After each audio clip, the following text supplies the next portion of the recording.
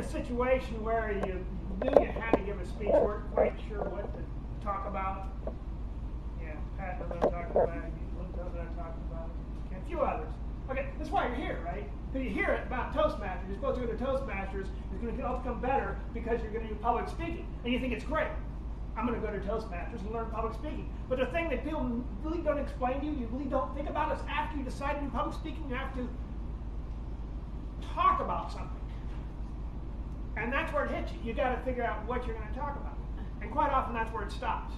And people join Toast, like a health club. You ever done that? Join a health club and then you just kind of hope that that'll make you better and more healthy, and you don't really want to actually go there and work out and do things. It becomes kind of a donation program to the betterment of health clubs everywhere. Yeah, Toastmasters. What? I said your wallet loses weight. Exactly. Your wallet gets thinner and you get fatter. I mean, it's just very strange. So same thing in Toastmasters. You got to figure what to speak about. So there's a problem. I came to Toastmasters, a guy, Rocky Romero, which some of you may know, Pat knows, Ken. He's a nice guy. He's got black hair, professional speaker. And I didn't know what to speak. Week after week after week went by, and sure, you're great, you joined for a year, but you still got to speak eventually. And finally, I go to Rocky and say, Rocky, I don't know what to speak about. I have no clue what to speak about. He says, well, Tim, don't worry about it. It's really actually very simple.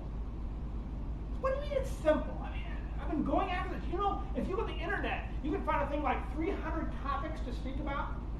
You ever done it, by the way, going on the internet and look for like things to speak about and all these listing of topics?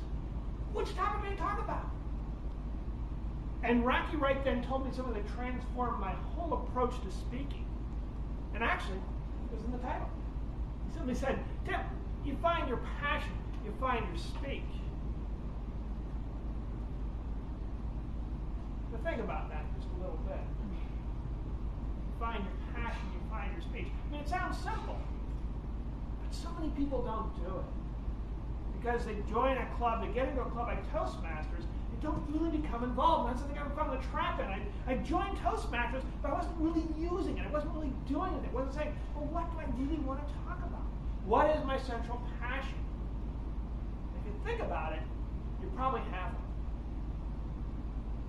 Pat, you found yours. Singing. Keeps on coming up again and again and again. You talk about it, etc. And now it's going to probably become more and more in your speeches because that's your passion. Remember when Elin came to the club? Met her at the door, and we're talking about, see, you joined the club. You say, well, I said, do you want to give a speech, Elin? She said, well, Tim, I don't know what to talk about.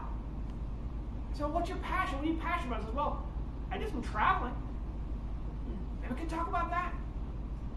And Elin gave up and get about a 10, 12, 14. We had to stop you eventually, as I recall. We physically had to drag her off the stage. Because that was her passion. And once you find your passion, find your speech, you get that, that feeling you get inside you when something really feels right? It just kind of lifts you up, and it fills you up, and you become stronger and fuller, and you suddenly realize that's why you're here. And once you talk about your passion, the nervousness goes away. So many people say, Tim, you get up there, aren't you nervous? Well, you're not nervous, you're talking about something you know, something you love, something you enjoy. Now, if you get up there and you talk about something you don't care about, if you've ever done that, I think that's why everyone's fading off a little bit. You don't care about it anyway. They don't care about it. Talk something you're passionate about. Boy, when you came up here and you talked about that trip, I mean, it was exciting. I wanted to go to San Francisco. She was biking. She was going out to the wine tour. It took us an incredible thing. You can see it in the video. It's that passion. Because that really is the speech inside you. And when that speech fills you, and you start to become really one with it, then you become excited. Then you know why you're here. And everything just starts to kind of come together. And that's what happened for me. It's why I come here. It's why I show up. Say, Tim, why are you here? Why do you bother to keep on coming after time? Because there are people out there who aren't talking about what they love. If I can just convince them to do it and help them to do it. There's a quote by Mark Twain. It says, it's a terrible death to be talked to death. So I don't want anybody killing any more audience.